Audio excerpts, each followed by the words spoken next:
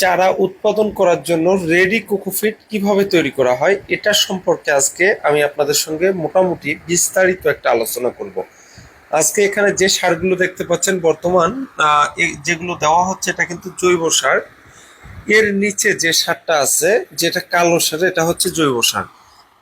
কালো সারের নিচে যে সারটা দেওয়া আছে ওটা হচ্ছে নারিকেলের খোসা, অর্থাৎ নারিকেলের খোসার যে গুঁড়োটা যেটাকে কোকোডাস্ট বলে। যখন এটাকে রেডি করা হবে তখন এটাকে কোকোপিট বলা হবে। মূলত এটা কিভাবে আমরা তৈরি করি সেটা সম্পর্কে আজকে বিস্তারিত আলোচনা করব। কোকোপিটের ফুলকপির চারার জন্য কোকোপিট আপনার যদি 400 কেজি হয় সেখানে আমরা 150 কেজি কিন্তু জৈব সারটা দেই।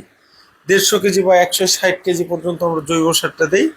পাশাপাশি রুটন, রুটন ট্রাইকোডার্মা ম্যাগনেসিয়াম এটা কিন্তু আমরা দিয়ে থাকি। এবং এভাবে আমাদের কিন্তু খুব বেশি আধুনিক যন্ত্র নাই যেটা আমরা এখনো হাত দিয়ে বা এটা আমরা নিজের পরিশ্রম দিয়ে তৈরি করি। অনেকের আধুনিক যন্ত্র আছে তারা করে, কিন্তু আমাদের তো খুব বেশি প্রয়োজন হয় না, একটু মাঝারি আকারের মিডিয়াম কোয়ালিটির প্রয়োজন হয়। এজন্য আমরা এভাবেই তৈরি করি, হাত দিয়েই, একটু সময় লাগে, পরিশ্রম লাগে।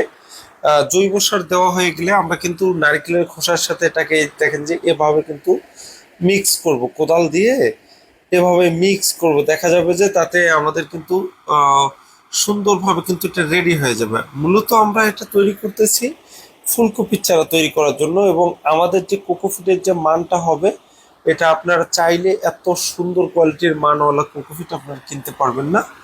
এমন কোকোপিট আমাদের তৈরি করতে প্রায় 23 থেকে 24 টাকা আমাদের কেজি লেগে যায়।